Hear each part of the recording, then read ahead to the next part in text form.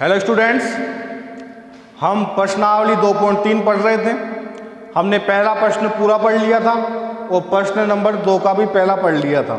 अब दूसरे का दूसरा पढ़ेंगे।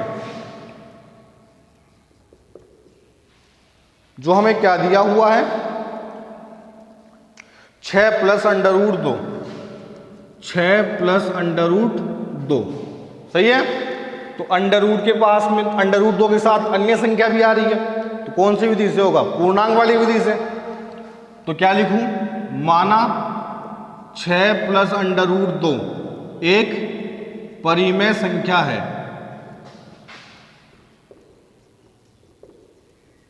सही है। तो 6 + √2 यदि परिमेय संख्या है तो इसको मैं P/Q के रूप में लिख सकता हूं। यहां P व Q क्या है? पूर्णांक है। पूर्णांक वाली विधि से करना पड़ेगा, जहां Q ≠ 0, Q कभी भी 0 के बराबर नहीं होगा। सही है।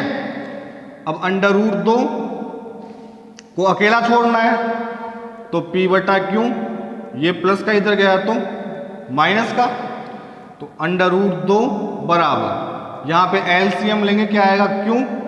Q का भाग Q में एक बार, एक को P से किया तो P, एक का भाग Q में Q बार, Q को 6 से किया तो 6Q। क्लियर हो गया। अब क्या लिखूं? यहां P, Q व 6 सभी पूर्णांक हैं। क्या है? पूर्णांक है, क्योंकि P को और Q को अपन ने पूर्णांक माना ही था और 6 पूर्णांक होता ही है। क्लियर। यहां P, Q व 6 सभी क्या है? पूर्णांक है। अब क्या करूं? सभी पूर्णांक है। फिर आगे तो P - 6Q बटे में Q एक परिमेय संख्या होगी, क्योंकि हम जानते हैं परिमेय संख्या पूर्णांकों से मिलकर बनी होती है। तो ये सभी पूर्णांक हैं, तो ये वाली संख्या क्या होगी? परिमेय संख्या होगी। अतः जब ये परिमेय संख्या है तो इसके बराबर में ही √2 आ रहा है, अतः √2 भी परिमेय संख्या होगी। सही है।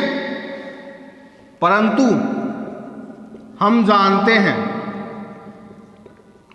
कि √2 तो क्या होती है? √ वाली संख्या क्या होती है? अपरिमेय। परंतु हम जानते हैं कि √2 अपरिमेय संख्या है। अतः हमारी कल्पना गलत है। 6 + √2 एक अपरिमेय संख्या होगी।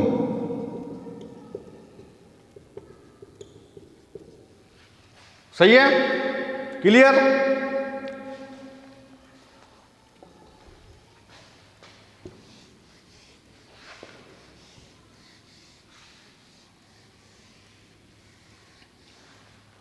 अब दूसरे का तीसरा हमें क्या दिया हुआ है? 3 √2। सही है। इसमें भी √ के पास में एक की अतिरिक्त संख्या आ रही है, 3 आ रही है ना, तो इसको भी पूर्णांक वाली विधि से करना पड़ेगा। तो क्या लिखूं? माना 3 √2 एक परिमेय संख्या है। सही है। तो परिमेय संख्या है, तो 3 √2 बराबर क्या होगा? P/Q। यहां P व Q पूर्णांक है, पूर्णांक वाली विधि से करना पड़ेगा, तथा Q ≠ 0, Q कभी भी 0 के बराबर नहीं होगा।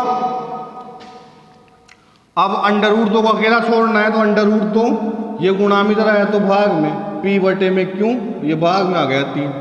यहां पे पूरा हो गया, Q अकेला हो गया यहां पर ही। यहां पे लिख देंगे अपन क्या कि यहां P, Q व 3 सभी पूर्णांक हैं। सही है। तो P/3Q एक परिमेय संख्या होगी। सही है, एक परिमेय संख्या होगी।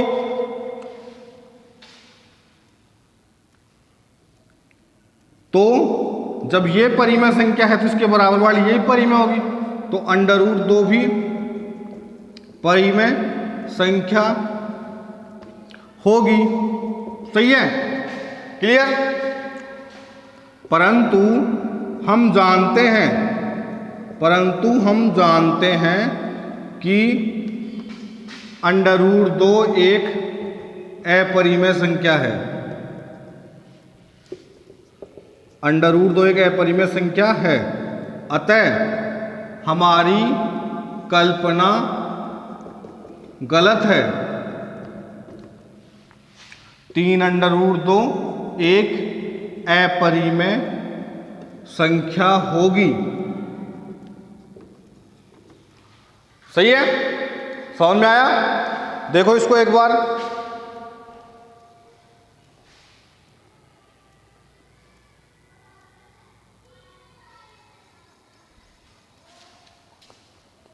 क्लियर?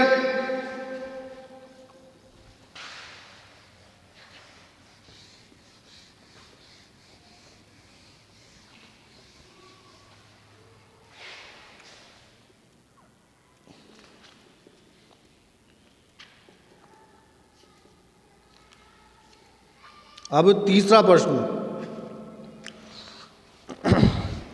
सिद्ध कीजिए कि P और Q अभाज्य धनात्मक पूर्णांक हैं। यदि P और Q अभाज्य धनात्मक पूर्णांक है तो सिद्ध कीजिए कि √P + √Q एक अपरिमेय संख्या है। √P + √Q दिया है अपने को तीसरे प्रश्न में।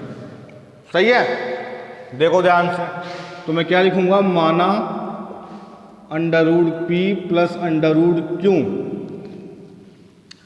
एक परिमेय संख्या है। एक परिमेय संख्या है। तो √P + √Q बराबर मैं a/b मान सकता हूं। अब की बार P/Q नहीं लिया, क्योंकि P और Q तो अपने को प्रश्न में दिया हुआ है। यहां P व Q पूर्णांक है तथा Q ≠ 0। सही है, सॉरी B आ रहा है यहां पे, B ≠ 0। सही है। अब मेरे को यहां से √ को हटाना है, ठीक है ना। तो ऐसे तो मैं हटा नहीं सकता, दोनों तरफ स्क्वायर कर दूंगा तो भी √ तो आएगा उसके अंदर। तो हम क्या करेंगे, इसको इधर भेज देंगे। √P बराबर a/b, ये इधर गया तो माइनस का √Q। सही है। अब इसको हटाएंगे तो अब हमें √ हटाना है। अब यदि अपन √ हटाएंगे तो यहां से √ हट जाएगा आराम से। किसी भी एक को उधर भेजना है। 2 √ वाली संख्या आ रही है तो 2 √ आए, ऐसा प्रश्न अपन ने अभी तक नहीं पढ़ा। अपने को तो एक वाला ही आता है। तो अपन ने क्या किया, एक को उधर भेज दिया, अब इधर एक ही बची। इसको सोल्व करते हैं। √ को हटाने के लिए दोनों तरफ वर्क करने पर, सही है। तो क्या लिखूं, √P का होल स्क्वायर बराबर a/b माइनस √Q का होल स्क्वायर। सही है। स्क्वायर से √ हट गया, क्या बच गया, P। सही है। यहां a - b के होल स्क्वायर से खुलेगा तो a² की जगह तो a² / b² प्लस b² की जगह √Q का स्क्वायर क्या होगा, Q माइनस 2ab की जगह 2, a की जगह a/b और b की जगह √Q। सही है। अब पूरे समीकरण में देख लो, √ वाली संख्या एक ही आ रही है, यहां पर आ रही है, तो इसको अकेला छोड़ना पड़ेगा। तो ये पूरा किसका है, यहाँ पे माइनस का, इधर आया तो प्लस का।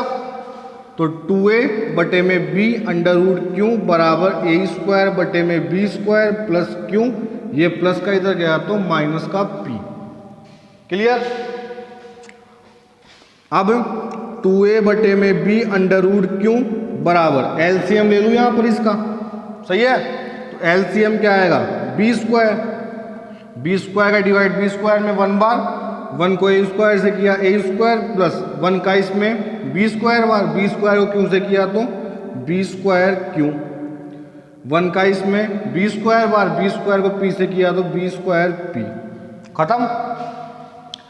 अब ये 2a बटे में b इस तरफ किस में है? गुणा में, इधर गया तो भाग में, तो भाग में जाएगा तो उल्टा हो जाएगा क्या भाई? ये डिवाइड में यहां पे जाएगा तो इसको मल्टीप्लाई में जाएगा तो विपरीत हो जाएगा, b बटे में 2a, सही है?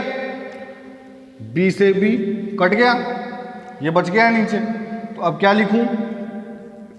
यहां a b p q व 2, यहां जो जो भी अंक आ रहे हैं सबको यहां उतार देंगे, सभी पूर्णांक हैं। तो a square plus b square Q minus b square p बटे में 2ab परिमेय संख्या होगी,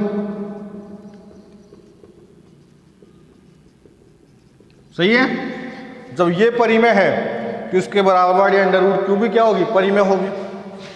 तो अंडर रूट क्यू भी परिमेय संख्या होगी, परंतु हम जानते हैं कि अंडर रूट क्यू अपरिमेय संख्या है,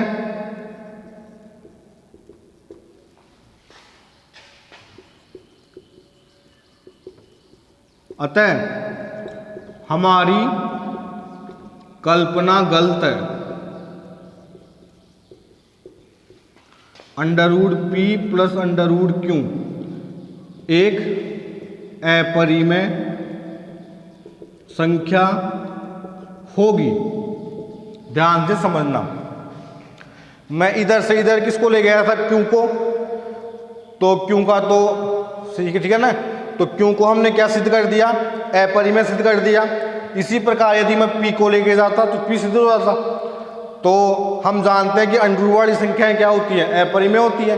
अतः पूरी संख्या under root P plus under root Q क्या होगी? अपरिमेय संख्या होगी। क्लियर? आज के लिए इतना बहुत है और फिर अपन कल पढ़ेंगे। ठीक है, थैंक यू।